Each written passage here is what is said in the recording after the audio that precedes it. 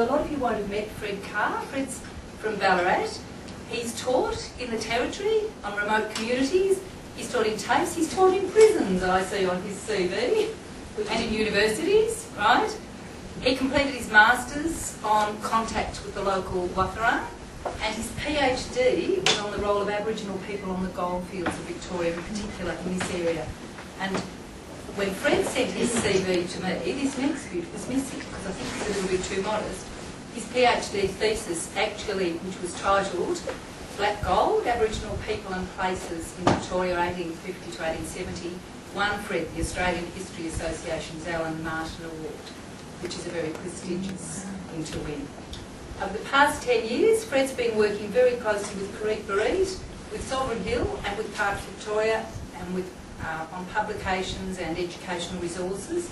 Currently he is lecturing at the University of Ballarat, and he is more than happy to come out to your schools and talk to your students. So after this you might want to swap contact details and see how you could perhaps use them in your classrooms. Over to you, Fred. Selling used cars out the back. Thanks for coming along on quite a hot Ballarat day. I've titled this Land is Our Own, Why Should We Pay Money to the Queen? I thought it was quite a pithy little quote that a miner recorded about Aboriginal people on an unidentified goldfield in Victoria. For me, it says volumes about what Aboriginal people were doing on the goldfields, and that they did play roles in the goldfields. There has been a general perception over the past 20, 30 years, and going back even further than that, that Aboriginal people were bewildered spectators, if you like. That if they were on the goldfields, then they were bewildered, and if they were on the outskirts, then they didn't have any input into the gold story. That they moved away. And my research has been interesting in that it has uncovered that that's not the truth at all. They were actually participating in the goldfields, that they were an active part of the whole goldfields, rather a smorgasbord of cultures that were present in the goldfields. We'll be covering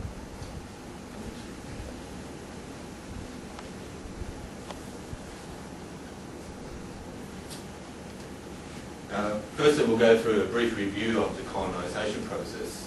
We need to be able to have some context. As teachers, we need to place the goldfields in the context of what happened before, and a little bit about what happened after, and who were on the goldfields and what was happening on the goldfields, what led to this whole goldfield story. And I'm using that word invaders very carefully, and you'll see why in just a minute. We'll obviously also be talking about what were the Aboriginal people doing on the goldfields. First of all, we'll actually discern whatever they were. And we'll be using a lot of visual resources, really readily available thankfully, through the State Library and the National Library. That's online. Almost all of the sources, all of the visual images that you'll be seeing, I think 99.9% of them are by non-Indigenous artists, are available online. So your students are able to actually access pretty much what you'll see today. I'd also like to acknowledge the Watharan custodians. I forgot to mention that at the start of my presentation, and I hope you'll forgive me. I do like to acknowledge that we're actually standing on Watharan land, and that it's good, I feel, as teachers especially, that we acknowledge that with our students.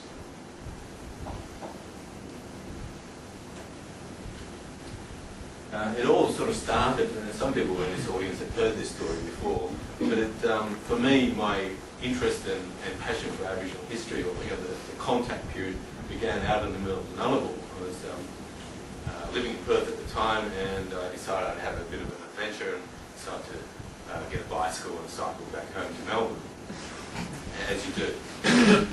Most people do. And about halfway across the Nullarbor, I ran out of food and water, and that was 25 years ago almost, but I can still remember the feelings that I had and the conviction that I made to myself that if ever I survived this, I would find out all I could about how to survive in the bush. It was a really difficult sort of terrain that I was in. I was starting to panic and starting to get really worried about my bare survival. And this relates to, as I'll be pointing out, to how the miners felt as well. This was a foreign landscape for the non-Indigenous miners as well, which has an impact on how we deliver our history to our students, as Marion was pointing out, that we give some recognition to the Indigenous people that were here and were active on the goldfields. That set me off on sort of cycling all across Australia through the deserts and finding out as much as I could. And everywhere that I went, I was finding that a similar sort of story was portrayed across Australia. That there was very little recognition for the explorers. Every single explorer, bar Burke and Wills, major explorer and minor explorers, took along Indigenous guides. The only ones who didn't were Burke and Wills, which we know what happened to them. Yet this is largely an untold story. Even here in Ballarat, the first white people to come to what we now call Ballarat were accompanied by white guides. The squatters made pains to recruit white guides, first walkers, into the new lands which they called Port Phillip.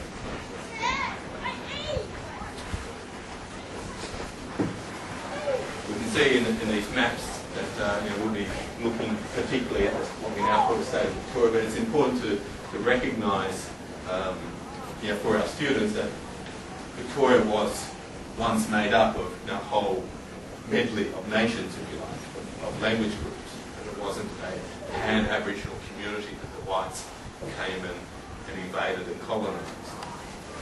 This is an important point for, I think, for students to recognise how quickly this invasion occurred as well. You see a squatting map here on the right-hand side that within 3 years, all Wakaran land had been occupied, and within 15 years, all of Victoria had been claimed by non-Indigenous squatters predominantly. So the occupation was extremely rapid. It had, we can't escape the realities, the negative realities. I see my role is to point out the important contributions that Aboriginal people made, but having said that, it is also important to demonstrate very clearly to our students, to the community, that a lot of pain and anguish and death occurred along the way.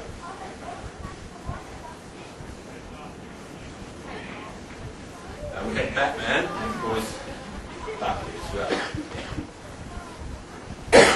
Batman's sort of infamous sort of treaty, well, in some ways it was quite famous in that it was the only occasion it was nullified and made void by the British Imperial government. But it was the only occasion, as far as I'm aware, in Australian history, where the non-Indigenous colonisers, invaders, did actually make an attempt to have a treaty with the Aboriginal people that they encountered. Like I said at the commencement, these are illustrations that are easily available through the State Library and National Library websites in particular. The illustration on the right shows a gentleman called William Buckley, a bit out of the screen here. I'm amazed that there hasn't been a movie made out of Buckley's life. He lived for 32 years amongst the Wakaran people, to the point where he forgot how to speak his own language, English. And it was probably one of the primary reasons, one of the more important reasons why there was not a great deal recorded, at least, large-scale violence, racial violence in this area.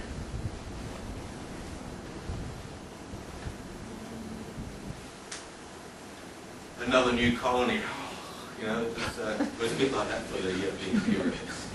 There was a saying that there's enough of you with grey hair that probably may remember that the sun doesn't set on the British Empire. The British Empire has spread its tentacles literally around the globe, and Australia was yet another conquest. And you see in the London Times, 10th of August 1836, that Port Phillip, Victoria, was yet another one.